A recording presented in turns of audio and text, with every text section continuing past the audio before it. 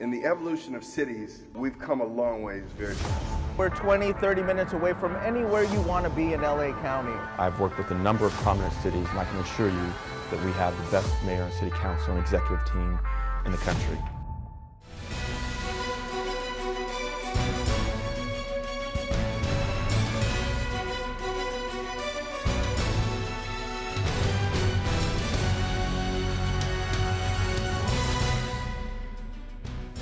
I want to welcome my friend Ryan Leaf to Hall of Famer.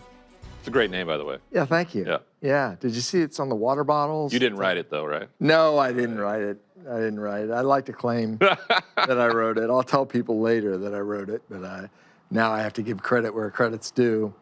I want to talk about a lot of things, but let's first start off with football. And I know that a game you called, in fact, the first Rams game you called this season for Westwood One was that home loss to Tennessee. When the Rams were rolling, Tennessee had just lost Derrick Henry, and it really looked like the Rams were going to beat Tennessee. Tennessee won, triggered that three-game losing streak. What are your memories from that game? Well, they did it without pressuring. You know, they did it with the four up front D linemen, or three even, which I think is what the Cincinnati Bengals are going to have to do. Anytime you've pressured Matthew Stafford, he has just diced you up. He's been the best in the NFL versus the blitz. So what I noticed was Simmons and Landry just getting to the quarterback, making those offensive linemen look foolish up front, and then making Matthew Stafford make mistakes that he hadn't made so far during the season. And then people kind of started looking back at what things he had done in Detroit. I thought it was an incredible game by their defensive coordinator. Kevin Byard had studied a great number of film to see the play that ultimately won him the game with the pick six. It was something that he had to have seen Matthew Stafford do before, because he jumped before Matthew had ever even let go of the football. So did that expose a vulnerability in the interior of the Rams' offensive line that, as you say, Cincinnati could exploit? Probably, but it also, I think, exposed Sean McVay and he was in 11 personnel the whole game, right? I mean, he was in a three wide receiver set the entire football game. Not one other snap was he out of that personnel, which was so rare for him. I know they live in that formation and that personnel, but he didn't go away from it any other way, and they didn't commit to running the football. When you're backed up like that, you got to run the football. And what's made Matthew Stafford so much better later in the season is they committed to running that football. Cam Akers came back. They could run play action, which allows Matthew to get outside the pocket, set up, and have better throwing lanes, and you have receivers running into bigger open spaces, and that's why Cooper Kupp has had such a dominating force late in the season. Can you explain to me why Matthew Stafford can look so precise at times and then look sloppy at others and have those interceptions, which I think scare a lot of Rams fans? Like, how's it go off the rails so quickly? Well, I think, like anybody, pressure does different things to different people. I mean, you watch the coaching staff for the Buffalo Bills with the final 13 seconds of that football game at Arrowhead. They'd never been in that type of pressure cooker, and they flat out didn't get it done because of what the pressure did to them in that moment. They made bad decisions, bad mistakes. Pressure does different things to different people. And when Matthew Stafford sometimes feels pressure, he resorts back to, or has muscle memory of when he was in Detroit, which was he was the only answer. He had to try to win every single game by doing everything he could. So if he's falling down and trying to get away from a sack, his answer was, I have to throw and get something complete or get it out of my hands, or we're just going to get run over in this football game because there's no one else really around me helping. And that's just muscle memory. He doesn't realize that he's got the defense that they have, that he's got the playmakers on offense, that you can take the sack, right? You can take the loss, live to fight another day. And that's a learning process because he's just come from Detroit. It's not like he hasn't been gone for a long time and been in this offense and understand. And if you saw down the stretch, he still was making a few mistakes, but their team won the football games, and that's because collectively they're a very, very talented football team. Probably didn't hurt in Detroit that for the first part of his career, he had Calvin Johnson, who could turn a 50-50 ball into a 90-10 ball. Right. He could throw up one of those balls, and Calvin Johnson was going to be a rebounder and pull it down, right? Difference here is he's got a similar receiver in Cooper Kupp, because Cooper does such a tremendous job of body control. Like, the ball can be behind him on a different shoulder or down low or anything like that, but Cooper does a great job of using that body control to bend and to lean and can catch balls in different spots. So even though he's not the size of Calvin Johnson, that's why I think the relationship has gone so well. It's because he has the similar feeling that he can throw the ball in just the vicinity of Cooper Kupp and he's going to make the catch. You were with Jordan Palmer when Jordan was working with Joe Burrow. Yeah. What did you see in Joe Burrow that impressed you? Well, when I walk in a room with guys that are going to be the first overall draft pick, same thing with Trevor Lawrence, when those guys look at me, I would just assume that they would think, why would I listen to this guy? He may have been in my shoes then, but he didn't succeed at what I'm going to succeed at or I want to succeed at. Both those guys aren't like that at all. They opened up their notebooks and they were ready to take notes. To get where I got, I had to have been pretty darn good. And then once I got there, it's what I didn't do, right? So they have to understand that. Like what red flags, what triggers, what things, what landmines got in the way. And both of them were just incredibly impressive. And I mean, I think there's humility there. For a guy that's going to be the #1 overall draft pick, just won a national championship in the Heisman Trophy, to walk into a room when everybody else is looking at him and he sits down and he gives you the attention, the reason why Jordan Palmer brought me in, right? I think he trusts Jordan. He said, Jordan's not going to place somebody in front of me that's going to waste my time and not make me a better quarterback. And I've seen that from some of the greats that are playing right now, their ability to humble themselves when they are definitely the more talented person and maybe even and probably smarter person in the room. The NFL is filled with historical revisionists.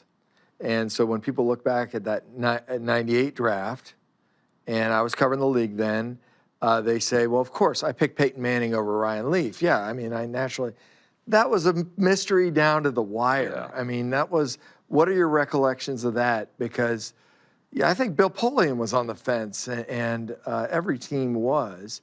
And now, you've got Peyton in the Hall of Fame, and you referenced your career went sideways. Yeah. So what do you remember about that? And set the record straight on that. Well, a lot of people picked me to be the #1 pick. A lot of through people, training camp, through preseason, the whole deal. Oh, yeah. And then when the season started, I won my first 2 starts. He lost his first 2. I mean, it was, it is revisionist history. Just the way our careers turned out, mine, and especially what happened in my post-career, where his would take off. The difference between Peyton and I have always been the ability to deal with failure in a positive way. He led the league in interceptions. They went 3-13 his rookie year. I don't know how I would have handled that.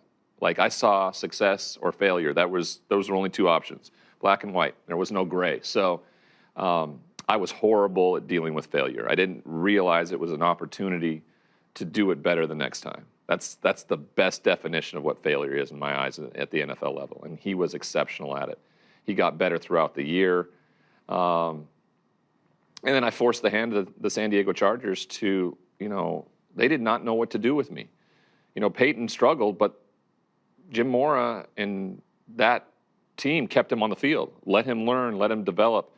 I was just getting pulled in and out and yanked in and out, and I lost respect for them, and I started to resent them, and therefore I didn't like going to work. And did this start early? This was rookie year? Yeah, I yelled at the reporter, if you remember that one. Jay Posner. That set things in motion, and I started developing a relationship with my teammates through the media that fired my head coach 5 weeks in.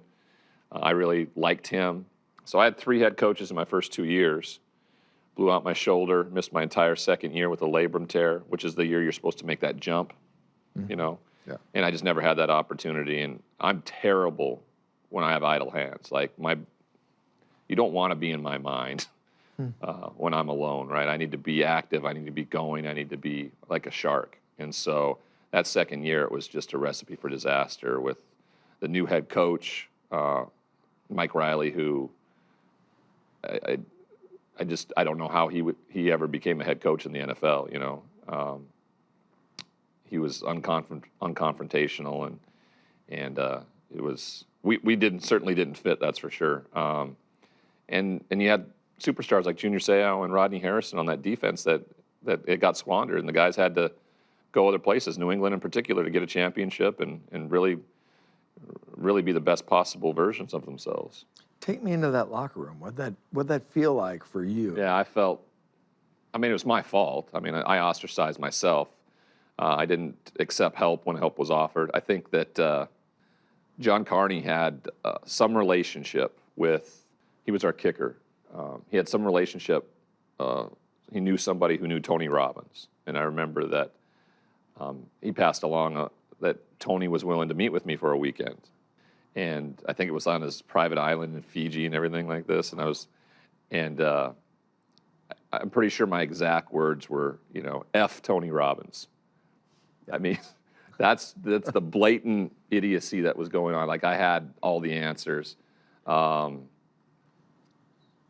if Tony Robbins is listening now, I'd love to take that weekend at Fiji. By the way. +2. Yeah, +2. Take the family. Just,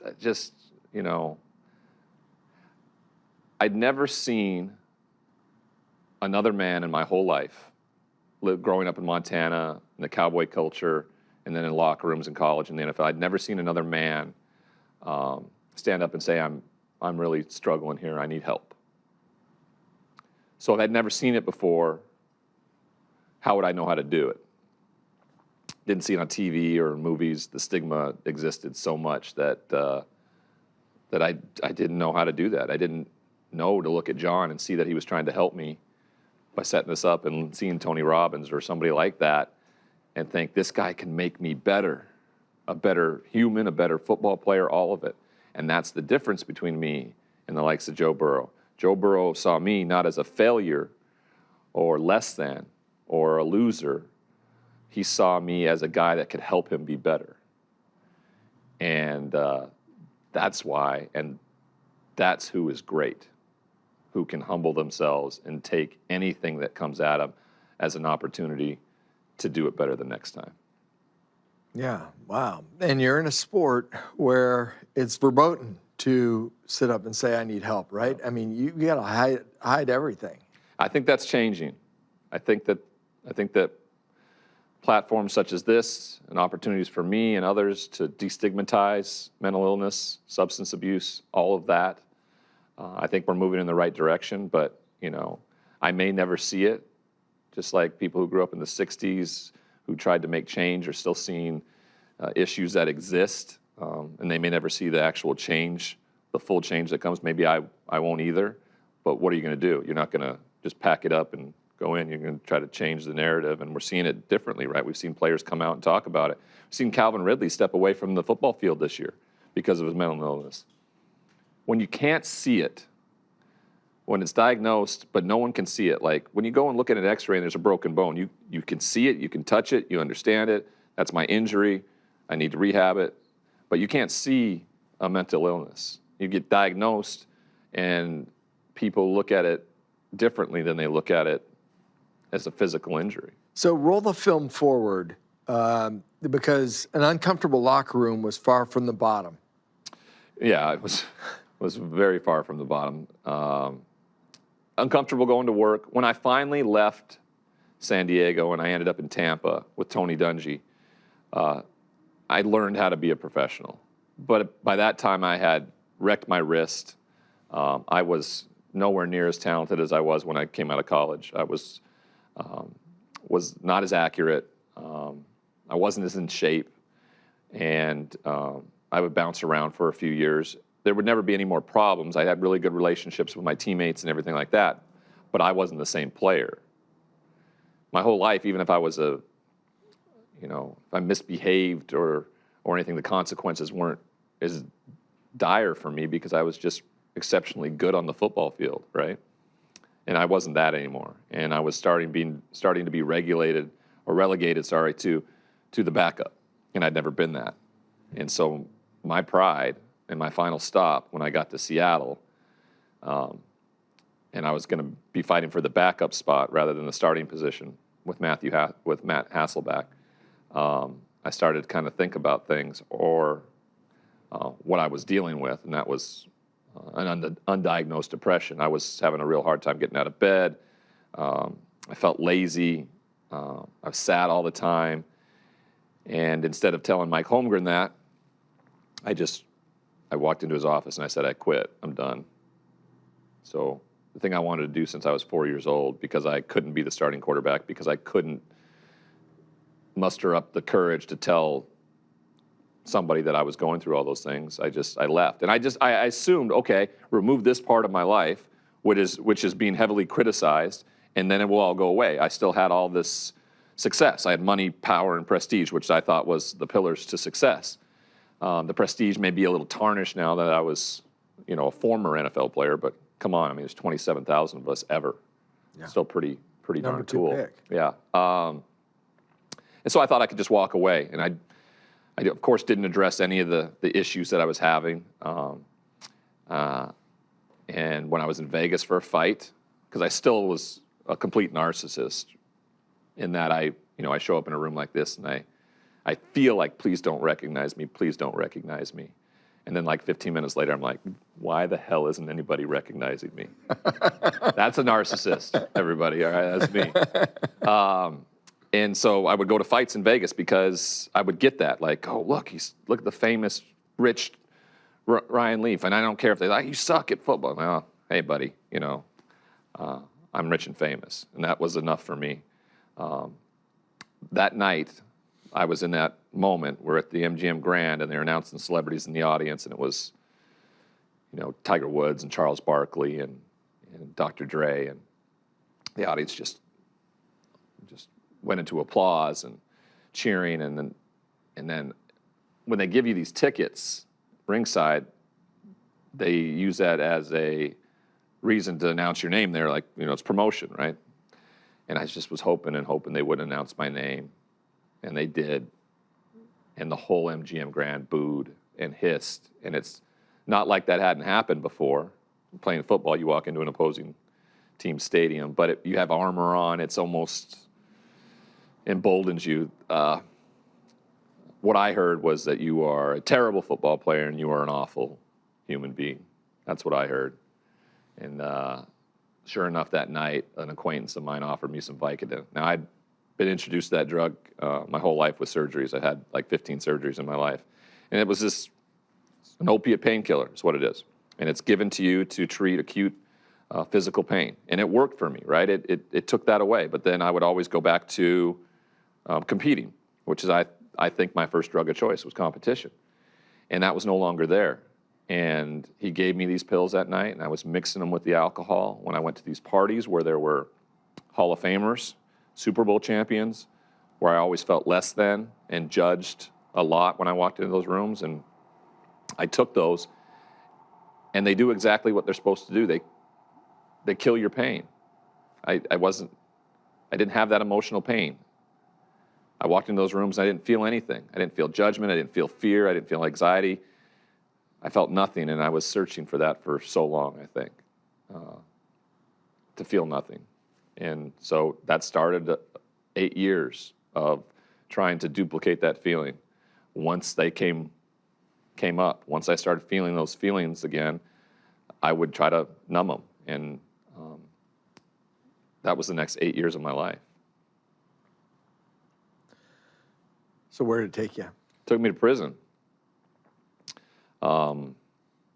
Back home. It took me home to my hometown where I used to say this. I used to say I'm the only number one, or I'm the only first-round draft pick ever from the state of Montana, because I thought I was. But I said it on the Rich Eisen show and the internets, and it let me know that a guy named Ed Barker was drafted in 1953 by the Los Angeles Rams, and he was born in Dillon, Montana. So, Local boy. Good job, Ed. You ruined my story. 1953. Yeah. I wasn't even going to come around for 23 13 years, 14 years to the first Super Bowl. But anyway, I digress. But anyway, when I tell the story a lot of times, I'm the first round pick in the state of Montana's history. And I always say there are more first-round draft picks in the Manning family than the whole state of Montana ever, right? So no trailblazer, nothing. I'm supposed to be the hero. I'm back in that hometown, broke, a failure, just, made my hometown and my state not proud. And now this junkie who would look in the mirror every night and just, like, somebody please help me, every night. Not to anybody in particular, to the universe. Like that was going to fix anything. And I started scouring the outskirts of my hometown, going to friends' homes that I hadn't seen in years, pretending I was interested in spending some time with them and going to their medicine cabinet, excuse myself to go to the bathroom and go through their medicine cabinet and steal their pills, ordering them online from pill mills in Florida. And then ultimately at the end, like going to open houses, pretending I was interested in buying the house. It's a great grift. I've had a lot of criminal friends tell me, like, that was a really good idea. Because 9 times out of 10, they just give you the run of the house in an open house. And 9 times out of 10, there would be pills there. And it wasn't like I was collecting them for future use. Like, I was so psychologically dependent on it. As soon as they were in my hand, like, my day was over. I'm like, okay, I'm free, I'm clear, I'm good. I'd take them.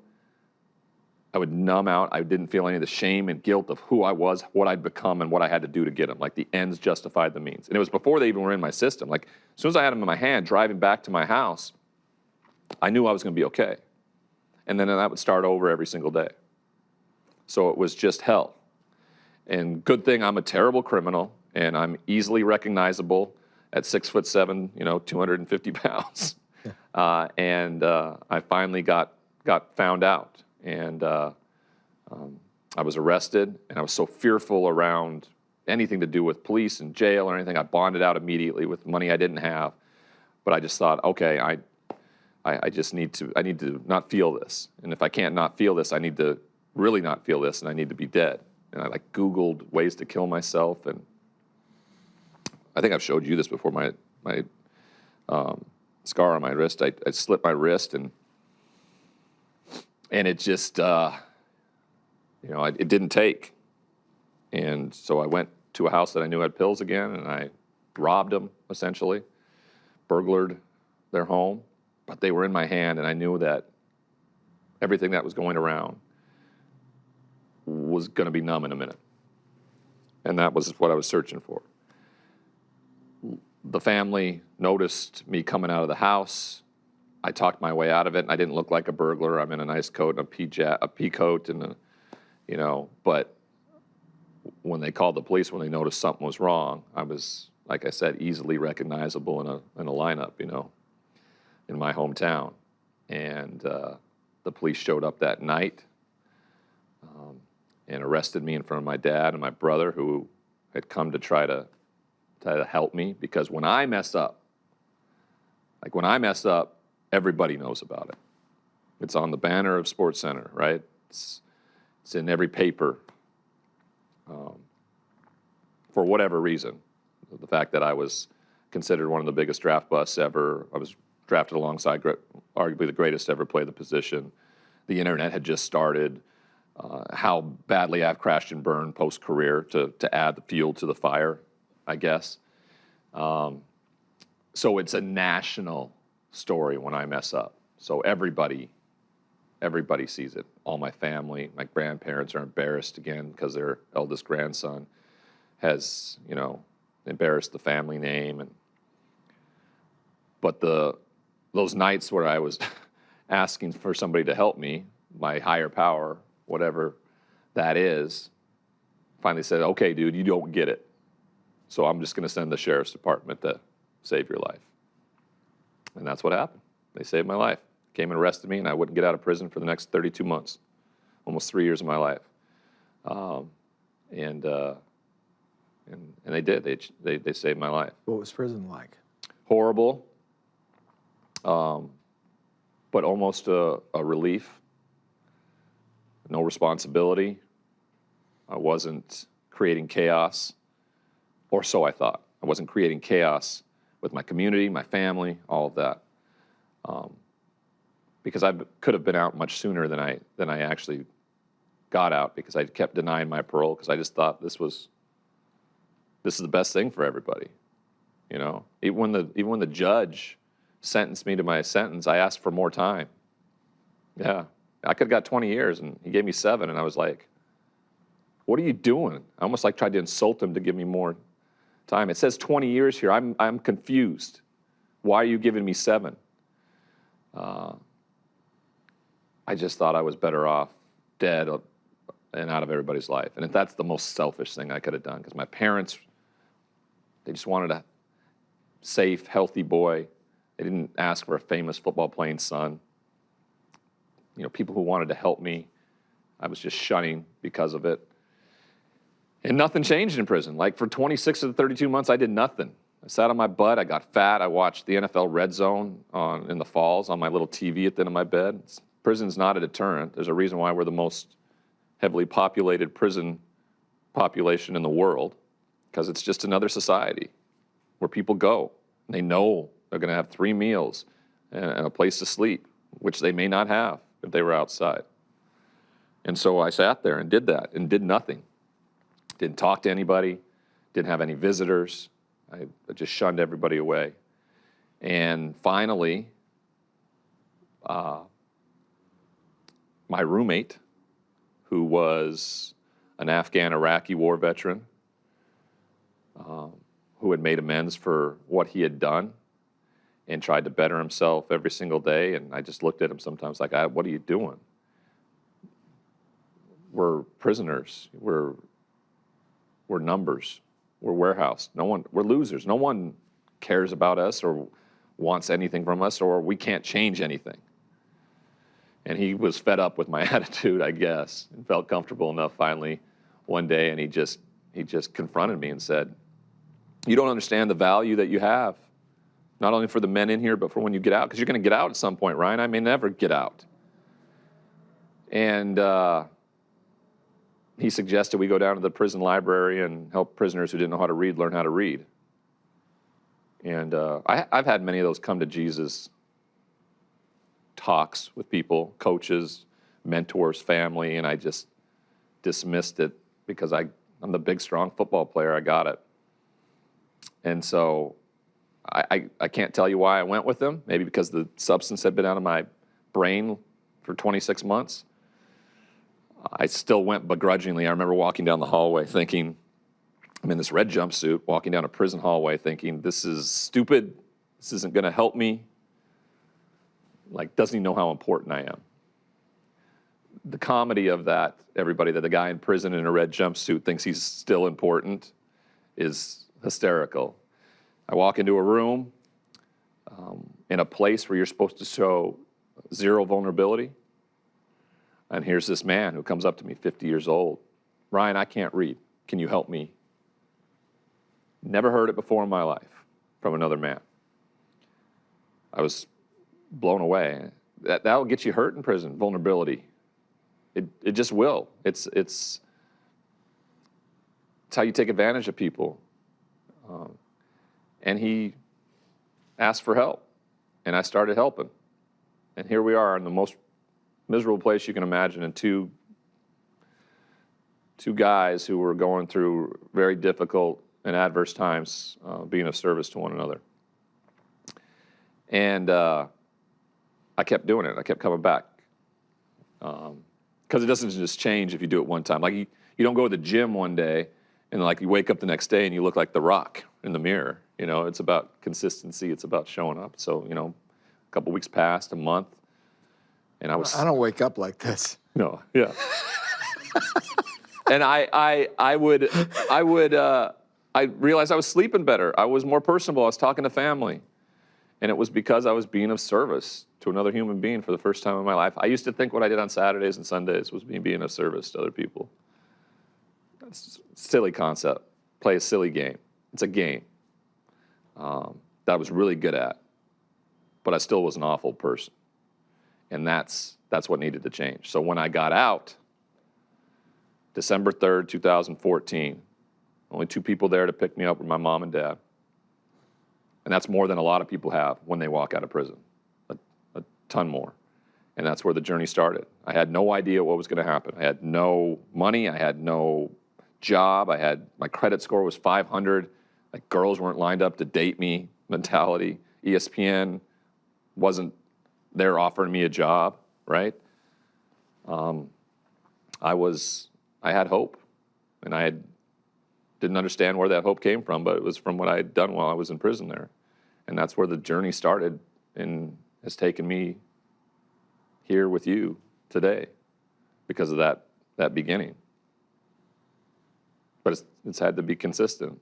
Yeah. And your family, Anna, and MacGyver, Yeah. son. Yeah, if you would have told me, 7 years ago when I walked out of that prison cell that you're going to have this life of your dreams and you're going to have a son, I would have said, no, I will never have a son because I'm never going to give somebody my last name because I don't want them to be teased and embarrassed. What a selfish thing to think. That was all about me. My dad's a 2-tour Vietnam veteran. My grandfather served. That name is meaningful. But I was so narcissistic that I thought it was still all about me. And then, as you know, being a father, once they lay that child in your arms, like there's this wave of selflessness that just washes over you because you know everything you do from this point on is going to be about them and not about you, which was exactly the mindset I had to have walking out of prison, was like everything I did from this point on had to be about somebody else and not me, always. Otherwise, I would be the exact same person that I'd always been. And it's work, right? Work daily. It's work daily, and I think that's a great point. Like it's like some days I mess up terribly.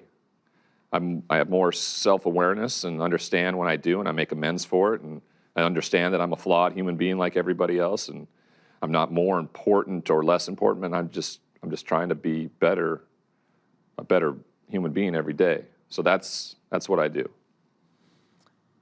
You indicated that there have been some changes. People are showing, in the league, people are showing more vulnerability, more awareness of mental illness, addiction, those types of things. Is the league where it needs to be? Has that change been glacial? What's going on right now? Yeah, it's been glacial. What I found, and I would argue that most of my NFL brotherhood and peers, former players, we just now know that we can't rely on the NFL. They're a propaganda machine. They print money, and I can't fault them for it. Why would you stop doing something like that and not look at us as assets that you can just, disparage and throw away when you're no longer good for the brand? Initially, I was like, screw you. And now I'm just like, I don't believe a thing you say, and I don't need it. We're gonna help each other. This is a peer-to-peer thing. Because current players, who the NFLPA works for, is about the current players. They are not about former players. And current players don't realize that they're ultimately going to be former players at some point. You don't ever think that's going to be the case. You think you're going to play forever and you're going to make millions of dollars the rest of your life. And so I don't trust anything that comes out of the mouth of DeMaurice Smith or Roger Goodell, and we're all in it together who played previously. And that's the work we do, because we're losing too many of our brothers because no one cares about them after they're all done, when they finally given it to you. Unless you're maybe one of the 360 plus Hall of Famers, But still, those guys struggle a ton too, and are not seen. Mm-hmm. Especially the early Hall of Famers, guys that don't have the health insurance, that don't have the pensions like some of those others have. So it's been a struggle, especially when you see, peers of yours dying alone in hotel rooms, right? Because I know exactly how that feels. I was alone in a hotel room and I was dying. And I have a ton of survivor guilt on why I'm here and they're not, because I feel like they could be so much more impactful because they were so much more successful at football than I was, and they felt like they didn't treat people like crap like I did for so long. So why am I here and they're not? So it hurts. It hurts a lot, and it hurts that the most we get out of the NFL is thoughts and prayers. When you were in Las Vegas at that fight, you got booed and hissed and turned to substances to numb that. Now we're in a world where you can be booed and hissed constantly through social media. Right. How do you deal with that? How do you process that and maintain your sobriety and integrity and those things? How do you? It's hard, right? Because we're all human, and criticism hurts. Usually, when it hurts, though, you probably should take a look at it because there's probably some truth in it. The things that people are projecting, whatever they're projecting. There came a point where I surrendered and accepted what it is, right? I take full accountability for everything I've done. It doesn't cost me anything to be accountable for the things I've done my whole life. It doesn't cost me anything. In fact, it gives me so much more. And I think the true definition of humility is just fully understanding and being okay with who you see in the mirror. Like, I am okay when I wake up in the morning and see who I see in the mirror. All those flaws and cracks and scars and all that, that's me, and that's okay.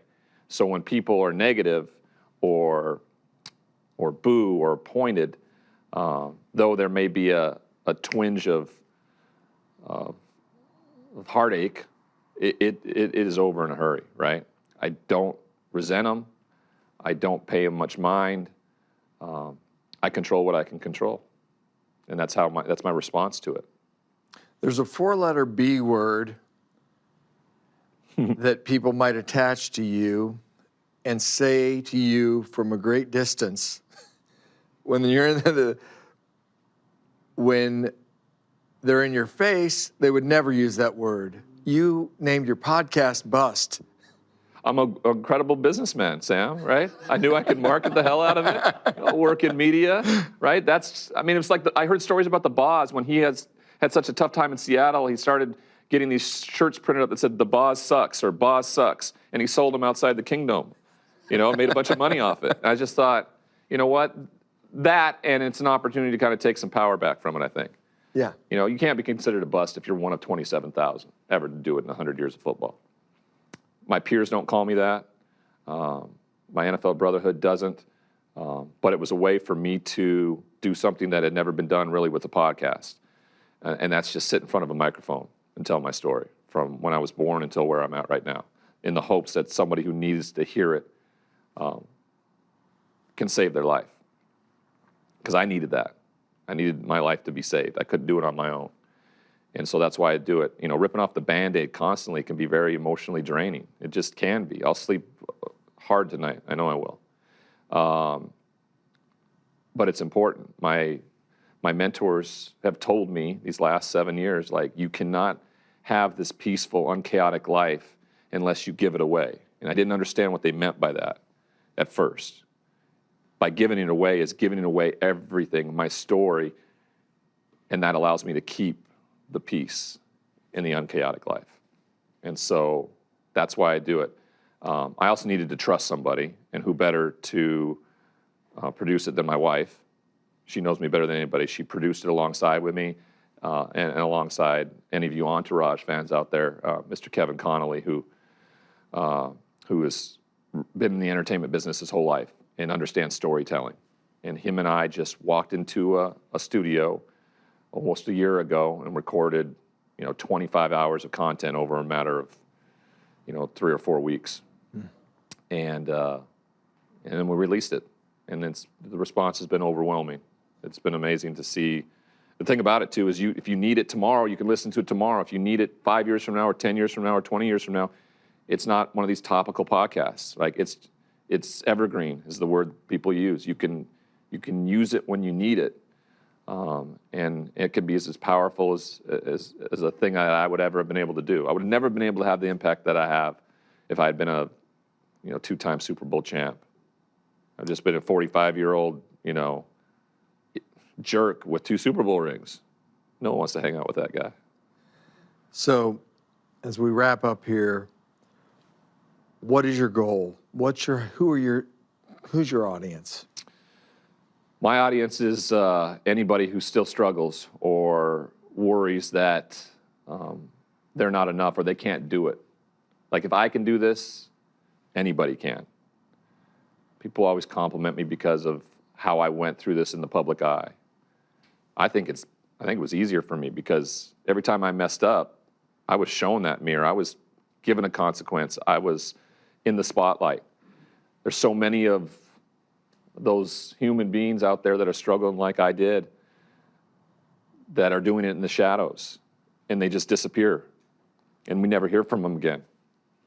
And it's a representation of how every human life is precious, every one of them. Doesn't matter who you are, what walk of life, every human life is precious, and that's what a purpose to have coming out of a prison cell, thinking that the only thing that I could offer this world was as an athlete or as a football player. When that's your identity your whole life, how can you become purposeful again and to get messages from people, to make relationships with others who are having the hardest of times and are struggling with family members, and for them to be in your life still tell you about so-and-so is 4 years sober now, and it's going great, and just thank you for everything you did. That's the most meaningful thing there is. So that's the audience. That's the audience. But what this life, this foundation of recovery has given me, it's given me the opportunity to get reintroduced and reinvested in the sport that gave me everything, football. I mean, turns out I'm a pretty good storyteller, which allows me to be a pretty darn good broadcaster. And I get to go and travel and be in stadiums and be around this game. And sometimes, I was, nervous around my bosses, whether or not they were going to give me an opportunity, especially to call NFL games. And I remember my boss at Westwood One and Sirius XM just looked at me and said, "Ryan, you have forgotten more football than most people will ever know." And I can't tell you how many people have just lifted me up and supported me, and where they didn't have to. Like, I had burned so many bridges in my life. And over the last 7 years since I've been out of prison, they've carried me through everything. I'm so grateful. And I think that makes me a better employee for these companies, because, no one's going to have to go grab me coffee, or I'm going to do everything. I'm so grateful for the opportunity, because 7 years ago, I was sleeping on a cement slab in a prison. And so there's a different perspective I have than a lot of other people do. Ryan Leaf, my good friend, doing his most important work right now. Thank you so much for joining Hall Farmer. You bet.